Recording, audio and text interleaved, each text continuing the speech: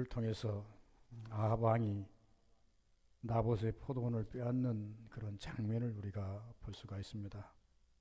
이게 왕이 하나의 농부의 밭을 취하는 과정 속에서 엄청난 범죄를 저지르는, 하나님께로부터 책망을 받는 그런 모습을 볼 수가 있겠습니다.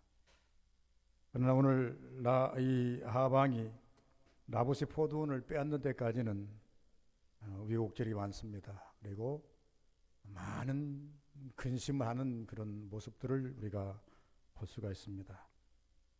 우리 일생에 살아가면서 근심이 없으면 얼마나 좋겠는가. 그래서 옛날에 어른들은 얼굴을 보면서 신수라고 그랬습니다. 그 마음과 얼굴이 얼마나 평안하게 보이냐, 이렇게 이야기를 했습니다. 마음이 얼마나 평안하냐, 얼굴은 얼마나 평안히 얼굴로 다가오느냐, 살피는 경우들을 보았습니다. 오늘 21세기를 살아가며 우리 신앙인들, 과거의 어른들도 그랬겠지만은 우리라고 해서 별다를 것이 없이 고민 많은 세상을 살아가고 있습니다. 이 성도님들 가운데서 근심 없이 하루를 지난다는 분이 계신다면 정말로 존경스럽습니다. 저도 많은 근심들이 찾아옵니다. 이 근심들이 수없이 찾아오는데 수없는 근심들이 자꾸 밀려옵니다. 내 개인적인 일로부터 시작해서 내 가족들, 내 교인들, 혹은 조금 더 펼쳐보면 우리의 공동체, 노인화 총회, 또 전 세계적인 이런 일들도 어느 중에 내 마음을 근심의 물결이 살살 일고 있는 그런 부분들을 생각하면서 때로는 털어버립니다. 이것은 내가 근심할 것이 아니지, 이것은 내가 근심해서 될 일이 아니지, 근심해서 바꿔질 것이 아니지. 또 어떤 때는 이것이 내가 왜 이렇게 근심을 하고 있는가, 왜 이렇게 내가 걱정을 하고 있는가, 그러면서 나 자신을 돌아보는 그러한 계기가 되기도 한다, 그 말입니다. 밀어보건대 우리 모든 인간들은 이 땅에 태어나서 하나님께 가는 그 순간까지, 태어나서 눈을 떠서 응암에 태어나서 눈을 감는 그 순간까지, 기식이 없는 그 순간까지 근심 없이 가는 분들이 얼마나 많이 있겠는가. 지금은 이제 임종을 하게 되면 우리는 이제 그 장의사들이 다 오셔가지고 다 처리를 하기 때문에 시신을 제대로 볼 수가 없습니다. 그러나 제가 부목사 때만 하더라도 수없이 돌아가신다 그러면 임종 예배를 드리려고 가고, 그리고 임종하는 그 순간을 지켜보고 있습니다. 그리고 혹은 이제 예배드리러 오십시오 해서 가서 보면 이미 돌아가시고 어제 누워서 계시는 때가 많이 있습니다. 그런데 가끔씩 보다 보면 눈을 감지 못하고 눈을 뜨고 죽은 분들이 계십니다. 다는 아닙니다만은 제가 만나본 제 임종을 지켜보며 임종을 했던 시신 중에서 한 30명쯤 되는데, 이 30명쯤 되는 이 사람 중에 적어도 몇 명 정도는 눈을 감지 못하고 눈을 뜨고 임종을 하는 그런 모습들을 제가 많이 보았습니다. 그리하면 어제 목사가 가서 예배 드리고 손으로 눈을 이렇게 싹 쓰다보면 눈이 감깁니다. 어떤 사람은 안 감기는 경우도 있는데, 몇 번 쓰다듬으면 감기는 경우도 있는데, 대체적으로 한 번 정도 눈을 이렇게 쓰다듬으면 눈이 이렇게 감깁니다. 그러면서 우리는 생각합니다. 이분은 이제 마지막을 임종을 하면서 무슨 걱정과 근심이 있기에 이처럼 눈을 감지 못하고 죽었을까? 물론 그것이 어떤 의학적으로나 뭐 이 모든 것으로는 뭐 이게 단단한 지표는 없지만은, 그 특별히 눈을 뜨고 죽는 사람은 이것 때문이다, 저것 때문이다, 뭐 신학적으로나 어찌나 그런 건 없지만은, 제가 밀어보건대는 눈을 뜨고 죽었다고 한다는 것은 조금 뭔가를 좀 생각해 볼 수밖에 없는, 임종을 지켜보는 자로서, 그 임종 예배를 드리러 간 자로서 살펴볼 수밖에 없는 그런 일이 있더라, 그 말입니다. 그러면서 한번 이 인생을 되돌아봅니다. 이분은 돌아가시면서까지 모든 것을 다 놓아버리고 평안하게 갔을까? 근심 없이 갔을까? 많은 근심을 안고 그걸 해결하지 못하고 마음 졸이다가 세상을 떠났을까? 이런 생각을 하면서 나 또한 어떤 생각을 해보냐 그러면, 그래, 내가 마지막 하나님께 가는 그 순간에 모든 근심을 전부 다 내려놓고 갔으면 좋겠다. 혹이라도 가슴에 어떤 교회에 대한 문제, 신앙에 대한 문제, 자식들에 대한 문제, 뭐 가족들에 대한 문제, 어떤 뭐 이런 거리들의 문제를 해결하지 못하고 그 안고 간다고 한다면 그건 불안할 수밖에 없지 않겠나 이렇게 생각을 해봅니다. 그러나 그것은 임종에 관한 것이고, 오늘 이 본문 속에 보시면 이 아합 왕이라고 하는 이스라엘 왕입니다. 왕권이 대단한 것 아니겠습니까? 그럼에도 불구하고 이 왕이 나봇, 곧 그 궁궐 옆에 있는 포도원이 아주 비옥한 포도원이라서 열매가 잘 열고 좋습니다. 그러니까 그걸 가지고 싶어서 근심하는 그 장면을 오늘 우리가 목격하게 되는데, 우리는 어떻게 이런 문제들을 해결해야 할 것인가? 신약으로 넘어와서 사도 바울은 그에게 두 가지 근심이 있다고 했습니다. 믿는 성도도 그 근심이 있더라고요. 선지자들도 근심이 있더라고요. 아니면 또 주의 제자들도 근심이 있더라고요. 이 근심이 있는데 사도 바울은 근심이 두 가지가 있다고 드러냅니다. 하나는 뭐냐면 하나님의 뜻대로 살지 못할까 해서 근심한다는 겁니다. 내가 이 땅에 태어나서 하나님 뜻대로 사는 것이 복인데 우리라도 하나님의 뜻대로 살지 못할까. 그리고 바울 사도는 또 하나 말합니다. 세상에 근심이 하나가 있는데 이 근심 하나는 무엇이냐 그러면 세상 근심으로 죽음에 이르는 근심이 있다. 그것은 후회하는 근심이다. 그러나 예수 안에서 우리가 신앙적인 근심을 할 때는 그런 근심할 것이 못 든다. 내가 왜 하나님을 잘 믿어야 되는데, 하나님 앞에 많이 기도해야 되는데, 하나님께 적풍성 봉사해야 되는데, 이 근심은 결말이 좋다. 그러나 세상 염려, 근심, 걱정으로 우리가 치닫는다면 그것은 별 유익이 없다. 이렇게 사도 바울 선생께서 이제 완전히 우리에게 정의를 해놓은 것을 볼 수가 있습니다. 우리가 성경을 보면요, 근심하는 사람 몇 사람을 만나볼 수가 있습니다. 크게 대비되는 사람이 가룟 유다와 베드로입니다. 주님을 배반했던 제자들 중에 똑같이 가룟 유다도 배반을 했고 제자인 베드로도 배반을 합니다. 예수 모른다고 부인했던 사람이나 예수를 돈 받고 파는 사람이나 동격입니다. 예수를 자기에서 떼어내버리고 예수에게서 자기가 떨어져 나와버리는 이러한 구조. 이것은 뭐 배반 아니겠습니까? 특별히 가룟 유다는 예수를 팔았으니까 더 배반자이고, 베드로는 예수 나 모른다, 저주하면서 모른다고 했으니까 조금 덜 배반자이고, 이렇게 할 수는 없는, 똑같이 배반자인 것은 사실입니다. 그러나 가룟 유다는 물질로 근심하다가 결국 저는 자살했다 이렇게 말을 합니다. 그리고 베드로는 좀 격이 달라서 물질 관계 때문에 예수를 배반한 것이 아니고 근심한 것이 아니고 예수를 모른다고 부인한 것 때문에 심령의 가책 때문에 근심하다가 눈물로 회개하고 회복되는 모습을 우리가 볼 수가 있습니다. 그러면 오늘 본문 속에서 포도원을 놓고 나봇의 포도원을 놓고 근심하는 세 가지 종류를 우리가 볼 수가 있겠는데, 첫째는 아합 왕의 근심입니다. 아합 왕의 근심은 탐심으로 인해서 오는 근심입니다. 궁전 가까이에 있는 나봇의 포도원은 눈독을 들이기 시작합니다. 이때 바라보니까 참으로 좋아 보이더라. 사람의 죄는 어디서부터 오는가? 창세기부터 우리가 들여다본다면 사람의 죄는 아담이 그랬듯이 좋아 보이는 데서 시작이 시발점이 되는 것입니다. 왕이 왕궁 옆에 있는 포도원을 주인을 불러서 점잖게 나한테 그걸 팔아라 이렇게 말을 합니다. 왕이 일개의 농부를 자기 왕궁으로 불러가지고 이제 나봇에게 말합니다. 야, 그 포도원 우리 왕궁 옆에 있는데 내한테 좀 팔면 안 되겠느냐 라고 말합니다. 이거 말이 제한이 지금 협박입니다. 지금도 그렇습니다만은 왕정 정치 시대에 왕이 죽이기도 하고 살리기도 하는 권한이 왕에게 다 있습니다. 왕이 이렇게 말하면 나봇이 흔쾌히 알았습니다, 내가 그렇게 왕에게 팔겠습니다 라고 할 줄 알았는데, 이 말이 어찌 보면 협박이죠. 시골 사람 나봇이 굴복해야 맞는데 아무 문제가 없다고 생각하지 않고 이 나봇이 팔 수가 없다라고 대답해 버립니다. 아니, 일개 왕이 시골의 밭 하나를 나한테 그걸 팔아라, 돈도 많이 주겠다. 네가 원하는 거 다 주겠다. 밭보다도 더 밭을 달라고 그러면 그보다 더 좋은 밭을 내가 주겠고, 돈으로 달라면 돈으로 주겠고, 내게 와서 권력을 달라면 권력도 주겠고, 네가 원하는 것을 다 줄 테니까 그 밭을 나한테 넘겨라. 말한. 이 외로 나봇의 대답은 안 됩니다.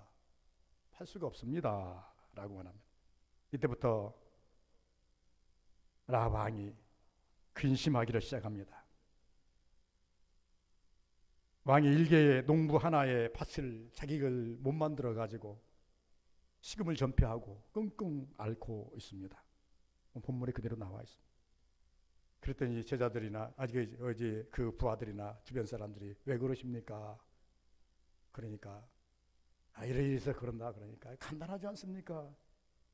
나봇에게 윤명을 씌워가지고 죽여버립시다. 그러면 당신 것 될 거 아니겠습니까? 이렇게 해서 나봇을 죽이려고 하는 계획을 세우는 그런 모습을 볼 수가 있습니다. 왜 고민이 왔습니까? 왜 근심이 왔습니까? 이것은 자기가 갖지 말아야 할, 가질 수 없는 그것을 욕심을 품었기 때문에, 그리고 그 욕심이 채워지지 않으니까 그 근심하고 고민하고 점점 마음이 거칠어져가는 아방의 모습을 볼 수 있습니다. 결국 이러한 의식주의 고민이 나봇을 죽게 만들게 합니다. 그리고 죽여버리고 빼앗습니다. 여러분, 성경에 가인이 욕심 때문에 근심하다가 누구를 죽입니까? 자기 아우를 죽여버립니다. 다윗이 여인을 보고 욕심을 부리다가 그 남편 우리아를 죽여버립니다.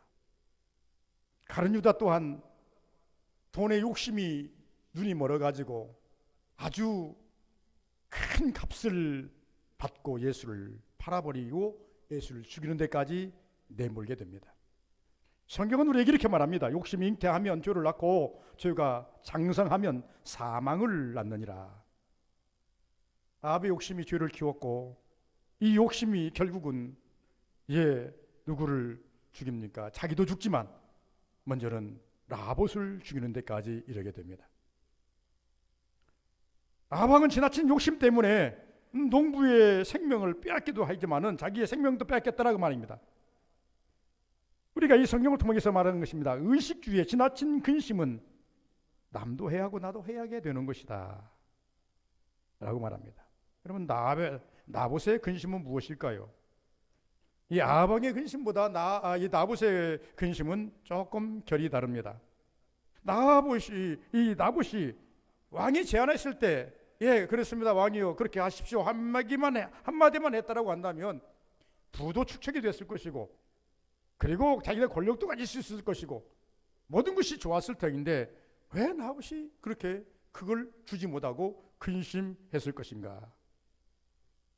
이 나봇의 근심은요, 아합 왕과 달리 재산과 신앙 사이의 근심입니다. 우리가 흔히 가질 수 있는 근심입니다. 아합 왕은 단지 물질을, 자기의 욕심을 채우기 위한 근심이라고 한다면, 나봇은 신앙과 재산과의 사이에서 갈등하고 근심합니다. 인간적으로 생각하면 아합 왕의 제의를 참으로 좋은 것인데, 이 나봇에게는 저 없는 좋은 교회인데 왜 그것을 열려 있는데 왜 그것을 거부했을까? 거절한 이유가 무엇입니까? 거절한 이유는 조상의 대대로 내려온 과거에서 찾아야 합니다. 그리고 하나님의 말씀에서 찾아야 됩니다. 거절의 이유는 다른 게 없습니다. 이것은 내 조상들로부터 받은 것, 내가 사서 가진 것이 아니라 내 조상들로부터 계속 내려오는 유산인데 이걸 내가 왕에게 팔 수가 없나이다. 원래 하나님께서 이스라엘 백성들을 가나안 땅에 인도하셔서 그들에게 정착하게 만드실 때에 주신 법이 있습니다. 하나님의 주신 정관을 보면, 법을 보면 신명기 20장 2절에 보니까 첫 소산을 하나님께 바쳐라. 신명기 14장 22절에 보니까 10의 1조를 하나님께 드려라. 레위기 25장에 보니까 7년마다 땅을 쉬게 해라. 그리고 이제 샀거나 팔았어도 10년 혹 50년이 되는 해에는 다시 돌려주어라. 하나님께서는 이스라엘 백성들에게 매매도 금지했고 교환도 금지했습니다. 민수기 36장에 보니까 너희 땅은 그 땅은 너희 것이니 영원한 너희 것이니 팔거나 사거나 바꾸거나 하지 말으라는 겁니다. 그러니까 이 나봇은 이 물질, 다시 말하면 이 왕이 제안한 이 제안이 엄청나게 좋은 조건입니다. 자기가 가지고 있는 땅이 100만 원이라고 한다면 나봇은 말하기를 내가 300만 원 줄게, 이런 식입니다. 아니 300만 원 아니면 네 땅이 지금 100평밖에 안 되는데 너보다 이보다 더 좋은 땅을 저쪽에다가 내가 300평 줄게, 나한테 넘겨. 얼마나 좋은 관계입니까? 나봇이 왜 이렇게 여기서 머뭇거리고 고민을 합니까? 하나님 말씀이 나봇에게는 지금 들어와 있어요. 그리고 이미 마음에 하나님의 말씀이 딱 자리 잡고 있는데 아방이 이 자리 잡고 있는 마음 속에다가 무엇을 심습니까? 세상의 근심, 물질을 갖다 빡 심어놔요. 그러니까 이 나봇이 고민해요. 하나님의 말씀으로 꽉 채워진 이 말씀을 뽑아내고 아방이 준 것을 심어서 키울 것인지, 아니면 이것을 지키고 내 하나님이 주신 이 말씀을 지키고 이것으로 인해서 나는 살 것인지 근심하고 고민하는 그런 장면이 나오더라 그 말입니다. 21세기에 살아가는 우리에게 당면한 문제와 똑같습니다. 하나님께서 여러분 심령에 하나님의 말씀을 심어놓으셨습니다. 적게 심었던 많이 심었던 어떤 말씀이든지 심어서 신앙생활을 하게 만드십니다. 여러분들 스스로가 기준을 주었습니다. 좀 이제 많고 적음이고 내 믿음이 크고 적음일 뿐이지 누구라도 다 하나님의 말씀에 기인해서 신앙생활하는 것이고 하나님 말씀에 기인해서 교회 나와서 예배도 드리는 것이고 또 기도도 하는 것이고 복받기를 원하는 것 아니겠습니까? 그런데 그 근간마저 뽑아버리게 하는 그런 문제들이 수없이 나를 근심케 하고 있다 그 말입니다. 물질과 주일 사이, 말씀과 세상 사이, 타협 사이, 이런 것들이 얼마나 우리를 근심케 하는지, 얼마나 우리를 힘들게 하는지 알 수가 없더라 그 말입니다. 그래서 고민에 빠진 것 아니겠습니까? 하나님의 법과 왕의 법에서 고민하고 있는 나봇. 우리 성도님들은 이러한 고민을 해보신 적 있으십니까? 그러나 나봇은 어느 정도 근심하다가 하나님의 말씀을 따르기로 결심합니다. 다시 말하면 왕이 신임 속에 출세하고 재산 많이 분식시킬 수 있는 것보다 하나님의 말씀을 순종하는 것이 더욱 유익하겠다라고 결론을 냅니다. 잠시 고민은 있을지라도 이 고민의 결과는 하나님께 영광. 신앙생활은 이렇게 하는 겁니다. 세상에 어떤 근심이 찾아올 때 근심하지 않을 수 없는 거예요. 비교 안 할 수 없는 거예요. 그러나 이미 내 심령에 심어놓은 하나님의 말씀 뽑으면 안 됩니다. 여러분 이미 심어진 곡식 뽑으면 안 되잖아요. 곡식 옆에 가라지를 뽑는 것이 우리의 임무이지 곡식을 뽑는 것은 우리의 임무가 아니지 않습니까? 하나님께서 이미 여러분 심령에 말씀을 심어놓으시고 은혜를 심어놓으시고 축복을 심어놓으셨는데 세상의 유혹과 어떤 갈등 속에서 이 신앙의 것을 뽑아버리고 이 세상의 것이 더 내 마음에서 승리하게 만든다고 한다면 이는 실패자가 되고 마는 그런 모습을 우리에게 말합니다. 다시 말씀드리면 고민은 하시되 결과는 하나님 뜻대로 하나님의 영광을 나타내기를 바라는 것입니다.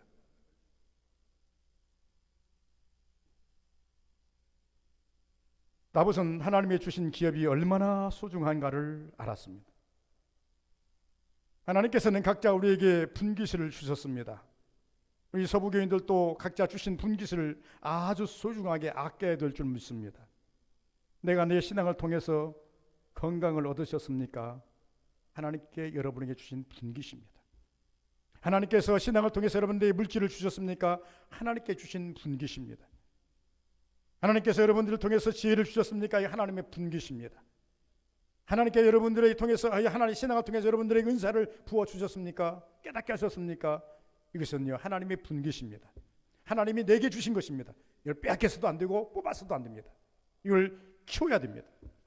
아무리 어떤 어려움이 있어 아무리 유익이 있다 할지라도 이것을 유혹이 있다 할지라도 이 부분은 우리는 지켜야 됩니다. 마지도선이라 그러죠. 더 이상 물러설 곳이 없는 곳, 더 이상 허용해서도 안 되는 곳, 이것만큼은 지켜야 되는 것. 이게 생명선 아닙니까? 우리에게서도 마지막 무엇입니까? 마지막에 지켜야 할 것은 생명선입니다. 물질이 아니더라고요. 권력이 아니더라고요. 인기가 아니더라고요. 우리 신앙인에게 있어서 마지막 지켜야 할 것이 뭐냐 그러면 영혼 생명 하나입니다. 영혼 생명 이것 하나 지켜야 되지 않겠습니까? 예수님께서 마지막 지키고 싶은 것이 무엇입니까? 십자가 지는 것이었습니다. 십자가 안 지는 것이 아니라 예수님께서 마지막 지키고 싶은 것이 뭐냐 그러면 모든 자존심 다 버리고 발가벗긴 몸으로 십자가에 달리면서 죄 없는 몸으로 죄인 된 그 모습으로 달리면서도 지키고 싶은 것이 하나가 있다고 한다면요 끝까지 십자가 지는 것이었습니다.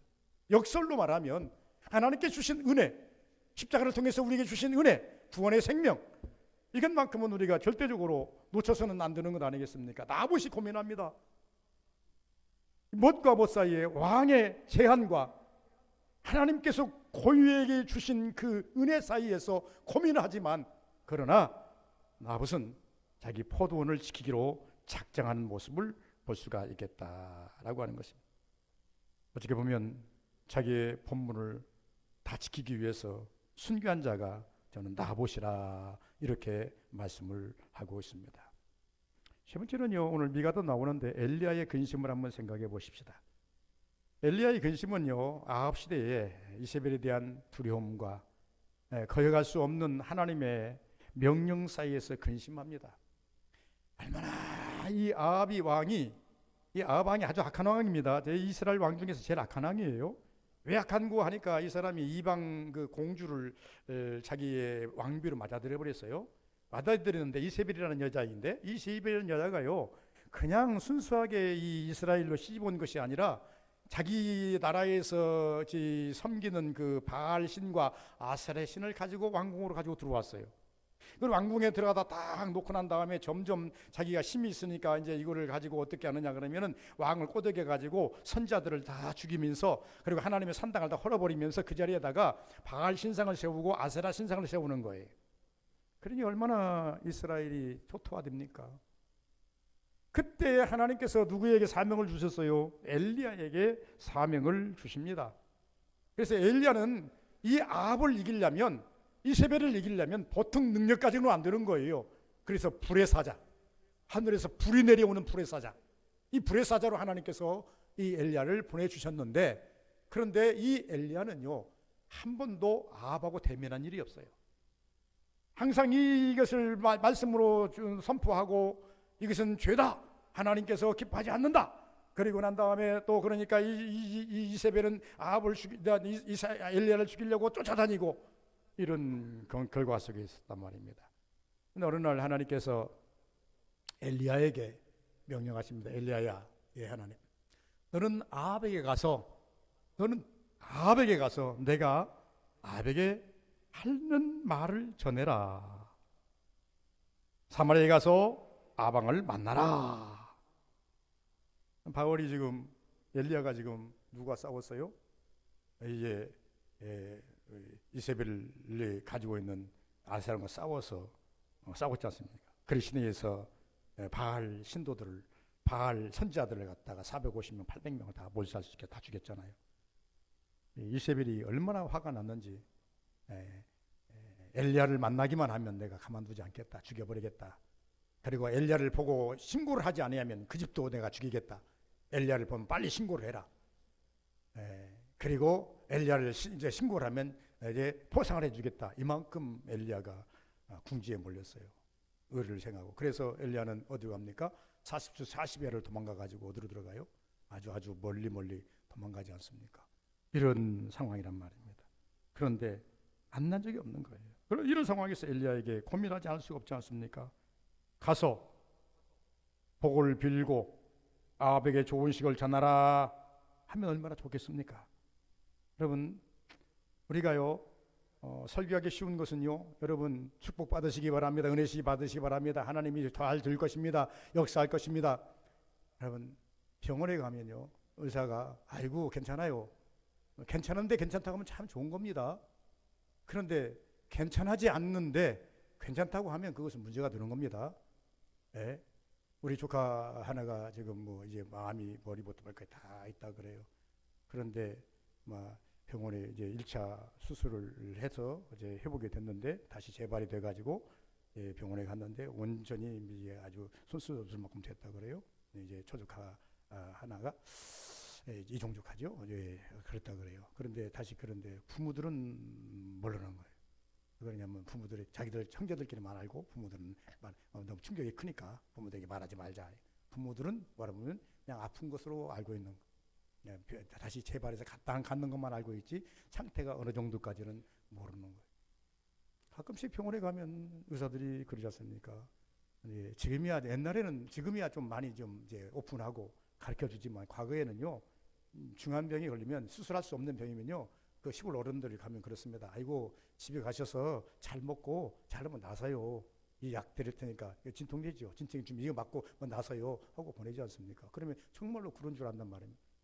이거는 아니잖아요. 그런데 이 엘리야에게 하나님께서 아합에게 보내면서 좋은 거 축복해라. 오늘날도 마찬가지입니다만 목사가 참 설교하기 좋은 것이 뭐냐면 축복을 설교하고 은혜를 설교하고 막 일으키는 설교는 참 쉽습니다. 던지기만 성도들이 아멘 하니까. 그런데 이 어떤 것을 드러내고 치유하려고 하고 이것을 바꾸려고 한다면요, 나부터 힘들어요. 말하기가 힘들고요. 목사님 그렇게 사십니까? 이렇게 하면 나 자신도 잘 듣지 못하거든.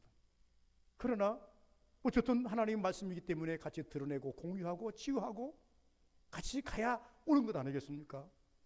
병원에 가면요, 의사라고 해서 병 안 듣니까 다 들어요. 그런데 의사가 좋은 말만 하는 것은 은혜가 아니지 않습니까? 정확하게 병을 이야기하고 이렇습니다. 이런 과정을 통해서 병이 고쳐져야 되고 이렇게 됩니다. 결국까지 얘기하지 않습니까? 그래서 엘리야가 하나님 앞에서 복음을 받고 어디를 갑니까? 아합을 찾아가야 하는 그런 모습 속에 있는 모습. 그때 찾아갑니다. 이 말은 무슨 말이냐면 엘리야는 하나님의 말씀에 순종했다는 말이죠. 찾아갔더니 아합이 말합니다. 나의 대적이요, 나를 찾았느냐? 얼마나 아합이 엘리야를 대적시하고 같은 선자의 말을 들어야 되는데, 왕이면 선자 말을 들어야 되거든요. 이세벨에게 꼬임을 당해가지고, 왕의 여인에게 꼬임을 당해가지고 자기 나라의 선지자, 하나님이 보낸 선자를 죽이고 싶어가지고 지금 그냥 아주 그냥 이 골이 나가지고 이렇게 있는데, 마침 엘리야를 그래 찾고 찾더라도 이제 만날 수가 없는데 지발로 왕궁에 찾아오니까 그냥 보자마자 이 아합 왕이 이 엘리야를 보면서 하는 첫 마디가 뭐냐 그러면, 나의 대적이요, 나를 찾았느냐? 왜 찾아왔어? 이런 말입니다. 다시 말하면 무슨 말이냐면, 나의 대적이기 때문에 너를 내가 놓아주지 않아야겠다, 가만두지 않겠다, 경고의 메시지 아닙니까? 경고의 메시지라 그 말입니다. 그러나 엘리야는 거침없이 하나님의 말씀을 토해냅니다. 아합의 악행과 그로 인한 질병, 고통, 죽음 등을 구하는 그런 모습을 보습니다. 미가에도 마찬가지입니다. 고통 등을 구합니다. 엘리야는 처음에는 고민했지만 그가 하나님 명령이기에 철저하게 전합니다. 생명유익도 받지요. 감수할 수밖에 없는 상황 아니겠습니까? 이렇게 하면 엘리야가 죽을 줄 알았어요. 그런데 뜻밖의 아합의 행동이 나타납니다. 아합이 어떤 행동으로 나타나는 거 하니까 옷을 찢고 배를 동이고 순간적으로 철저하게 회개합니다. 뜻밖의 일입니다. 이 회개가 있고 난 다음에 하나님께서 엘리야를 보내가지고 말합니다. 너 아합에게 내렸던 재앙을 내가 유보하겠다.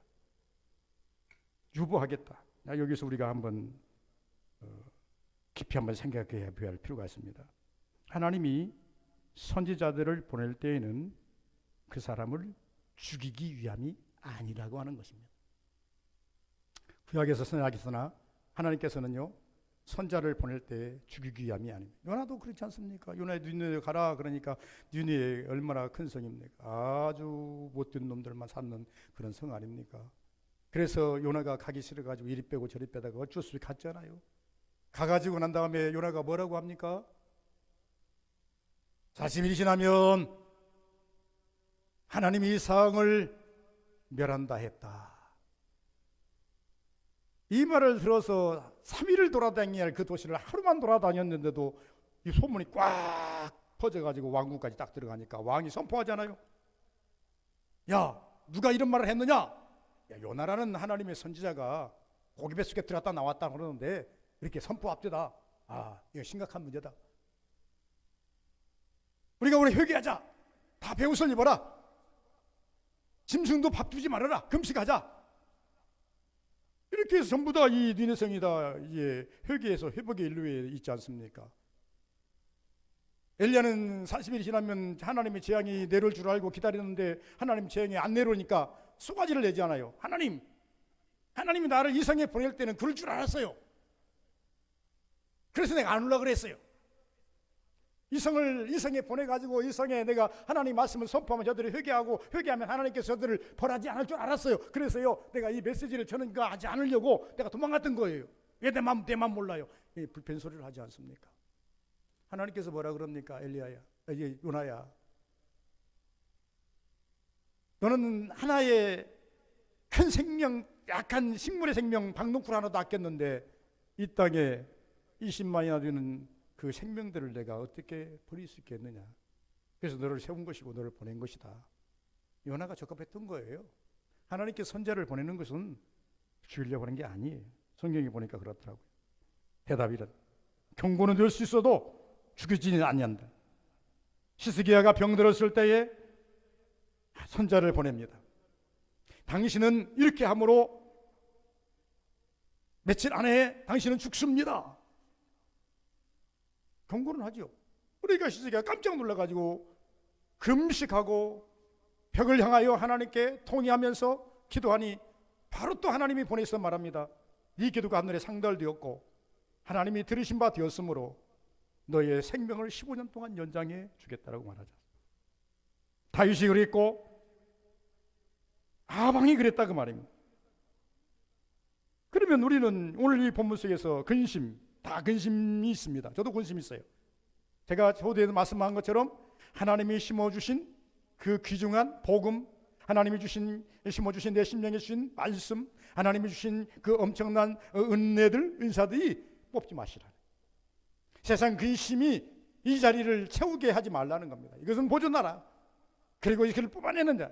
쉽게 말하면 이 라봇이 적어도 이미 조상 대대로 하나님 말씀대로 지금 이제 이 땅을 기경하면서 기업으로 가지고 있는 이 땅 압이 달라 그러니까 그것을 주기만 하면 자기는 부가 창출이 되고 권력이 생기고 모든 것이 다 좋아질 것 같지만 고민을 했지만 그러나 이것은 고유의 우리 부모 조상들로부터 하나님께로 받은 것이니 줄 수 없다고 지킨 것처럼 비록 그것 때문에 이 라봇이 죽음에 이르는 경우가 될지라도 지켜야 된다 그 말.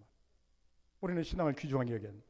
내 안에 예수가 있습니까? 내 안에 은사가 있습니까? 내 안에 하나님 주신 축복이 있습니까? 귀중하게 여겨야 됩니다. 이것은 내가 지켜야 할 마지막 보루라. 뺏기면 안 된다는 거죠. 하나님의 기도의 아름다움을 주셨습니까? 여러분 기도하는 것 뺏기면 안 됩니다. 찬양의 은사를 주셨습니까? 찬양을 뺏기면 안 됩니다. 그러면 어떤 것이라도 하나님이 주신 것이라면 뺏겨서는 절대 되지 않는다. 그러므로 우리는 선자의 사명을 가지고 살자. 선지자적인 삶은 우리가 바르게 살 때 나도 죽지 아니하고 그들도 죽지 않더라 그 말입니다.